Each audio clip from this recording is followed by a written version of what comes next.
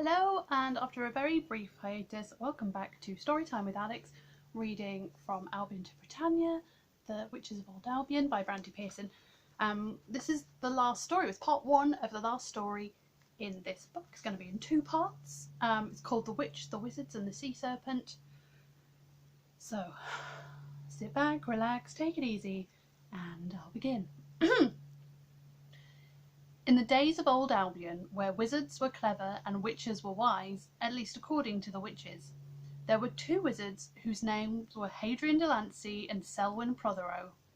Wizards tended to be solitary, living in their towers well away from one another. If they had friends, they were among those who lived nearby, often among the clergy, smiths or carpenters. At the beginning of their training, when they were young and foolish, they came together at the wizard's school. Most wizards would then serve an apprenticeship with the more sociable of their elders, but then most wizards would find or build themselves towers well away from one another. In some ways, their two towers were far apart. It would have taken a whole day to get from one to the other. However, they were also within sight of one another because they were on opposite sides of a deep gorge through which ran the great border river between the land of the Gaels and Wessex. They practiced very different kinds of magic. Selwyn Prothero, on the Gael side of the gorge, was a wizard of chemicals and potions. The walls of his study were lined with shelves crammed with pots full of powders and jars of liquids in all colours and of all shapes and sizes.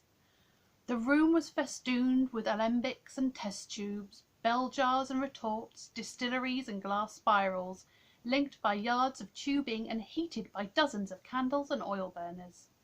There were often strange smells and curiously coloured clouds bobbing around near the ceiling. Hadrian de Lancey, on the other hand, was a wizard fascinated by the power of numbers added and multiplied in squares, pyramids, spirals and sequences, on and up to an infinite universe, then whittled down through subtraction and division, repetitions and delineations in sets, and down to an infinite degree above nothing. The walls of his study had been plastered smooth and painted black, and he covered them with strings of numbers and symbols in chalk, which he would rub out, often with the sleeve of his robe, and then write up again in a different order. At times the numbers would break free and float around the room in little flocks. Occasionally things would suddenly magnify or diminish, and then twinkle back to their own size again. They were a great worry to Abbot Thomas at St. Michael's Monastery upstream, on the hill that overlooked the first bridge over the river. He would try to get them to meet up and talk to each other, but the gorge was too steep to climb, and the river was deep and wide, so they seldom actually met. He would invite them to the monastery when he found a new wild flower, as botany was a passion of his, but they would argue about anything, even the petals on a cowslip. The abbot was so concerned about them that he even discussed them with a local witch, Mistress Josephine, but she said she had no understanding of wizards, and neither Selwyn Prothero nor Hadrian de Lancey would have anything to do with her, so there was nothing she could do except listen to the abbot and his concerns. The great border river was known far and wide for its great waves. Because of the shape of the river mouth and the steep gorge, there would be a high tide on most months, which would send a wave travelling up the river. A few times a year, when the tide was particularly high, the wave would be particularly fierce. Sometimes sea creatures would travel with it, either for fun or because they were being accidentally swept along by it. This tale begins with one particular spring tide when the wave was very strong and tall. A great sinuous sea serpent, 30 feet long, somehow got caught up in the great wave and was swept upstream all the way up to the bridge below the monastery. The retreating tide left it squirming in shallow water, moaning and howling, covering anyone nearby with mud and showering them with river pebbles and terrifying all who lived there. The abbot heard the commotion from the monastery chapel and hurried down. Brave fishermen had dragged their largest nets down to the river and begun trying to catch it in the hope of towing it downstream and back out to sea. But the beast was too big for them and too strong. Their nets were being torn to pieces. Abbot Thomas persuaded the fishermen to stop, but had no idea what was to be done. He wondered if he should send messengers to the 2 wizards on the monastery's fastest horses. He thought maybe Wizard Hadrian might be able to reduce it in size, or Wizard Selwyn might be able to transmute it into a different form. However, before he could ask any of the monks to saddle up horses, he spied Mistress Josephine coming down the path from the hills. She stopped when she saw the sea serpent, who was difficult to miss. Then she waved over to the abbot and then made her way down to the riverbank. Then she quickly took off her boots and her red and green socks, tucked her skirt up into her bloomers, and waded into the river. The abbot was slightly alarmed, but the witch seemed to know what she was doing. As soon as the sea serpent saw her, it began to calm down and stopped howling and thrashing about. Josephine stretched out her hand and patted its great green scaly snout. It started to make a sad snuffly sound. The abbot came down to the riverbank. As he approached, she said, "I was with an old lady up the hills. I seldom miss the great wave, and the one time I miss it, this happens. Keep calm, my dear, or you'll hurt yourself." For a moment, Abbot Thomas thought she was still talking to him. Then he realised, "You can talk to the sea serpent?" "Oh yes, poor thing. What is it, dear? Oh my, she's got herself into quite a pickle. She was off to lay her eggs in a little cove along the coast when she got mixed up with the great wave and ended up here. The water is not salty enough and it's too shallow. Something hit her on the head as she was being washed up the gorge, which frightened her even more. Give me a moment." She fluttered her fingers and laid her hand on the sea serpent again. "She's going to have to lay her eggs soon, but we have a little leeway." The abbot felt so relieved that there was someone here who seemed to know what was going on. "Can you help her?" he asked. "I think she will manage till the next high tide, especially if we find her something salty to eat.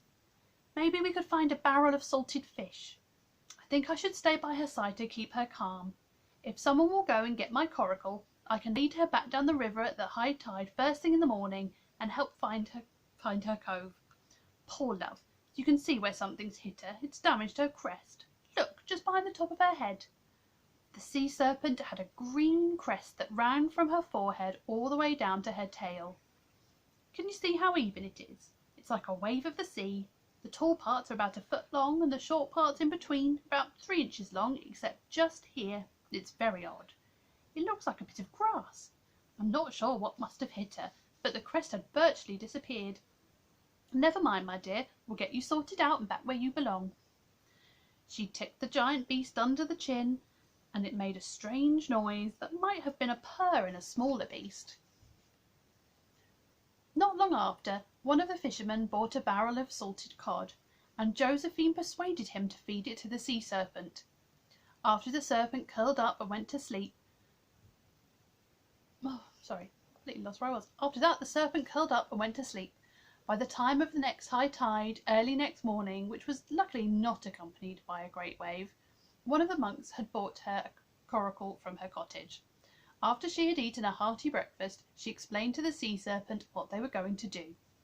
When the tide was at its highest, the sea serpent took the rope from the coracle gently in her mouth, and the witch guided her round and began to lead her back down the river. They were last seen speeding along, with Mistress Josephine holding tight to the sides of her coracle. Once she was certain that she was not going to capsize, Mistress Josephine began to enjoy herself, watching everything hurtle past so quickly. However, when they reached the gorge, the sea serpent grew distressed. She stopped swimming and started howling again. Josephine had to paddle the coracle round to her head and pat her and calm her down again. A scale from her nose came off in her hand, and Josephine put it in her pocket. As they set off again, the witch realised that this must have been where the beast had been hit. She looked up to see what might have happened, but the sea serpent was now swimming as fast as she could to get through the gorge, and Josephine did not really have time to notice anything. She had a feeling there was something wrong, but had no time to figure out what it might be. It took half a day to get the sea serpent into the cove she had been heading for when the wave had caught her. As the witch left, relying on her magic to propel her coracle along, she heard a great hooting call. A gigantic male sea serpent undulated past her into the cove, intent on fertilizing the freshly laid eggs. Mistress Josephine left them to it and set off along the coast towards the river mouth. Using her magic to help her scull along at a reasonable speed, she came to the mouth of the gorge. This time, without a sea serpent pulling her along, she had time to look around her, and she realised with a shock what was wrong. The towers of the two wizards, one on either side of the gorge, had gone. She looked again. She'd journeyed up this river before from time to time. She knew where the towers stood, and they were gone, both of them. She knew she could not climb up the sides of the gorge to investigate further, so she continued back up the river to the bridge. When she eventually returned home, she immediately climbed the hill to the monastery to tell Abbot Thomas. She saw him after his evening prayers, but she could see that he didn't really believe her. She sympathised. How could two stone wizards' towers disappear? How could the wizards allow it to happen? But she was insistent, and eventually, as it was growing dark, he promised to dispatch 2 swift riders at first light to investigate. By the next evening, the 2 messengers had been sent and returned with the news that the towers and the wizards had indeed disappeared. Mistress Josephine saw the riders returning and hurried up to the monastery. Both messengers reported the same thing. Where the towers had stood, there were now 2 circles of grass, and there were no signs of either of the wizards. "You're quite right, Mistress Josephine. I apologise for doubting you," said the abbot. "Wizard Selwyn and Wizard Hadrian often drive me mad, but we need to find out what's happened to them. What if there is some evil power about that is destroying wizards and their towers?" "If there is, I think we may need a little help." As she walked up the path towards her little cottage, she put her hand in her pocket and drew out the scale from the sea serpent. It was a translucent green, and it made her think.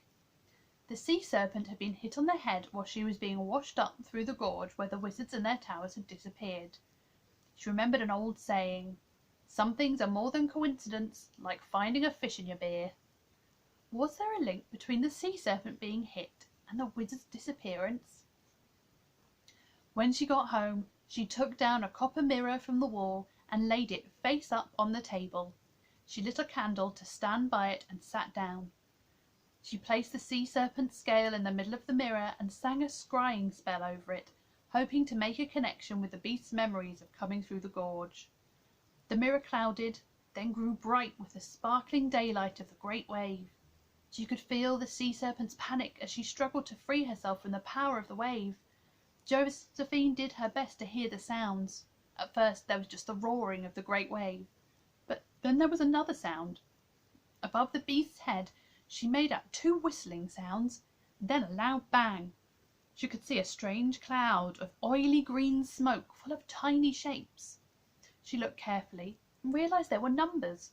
One moment the cloud came into being, and then it smashed apart.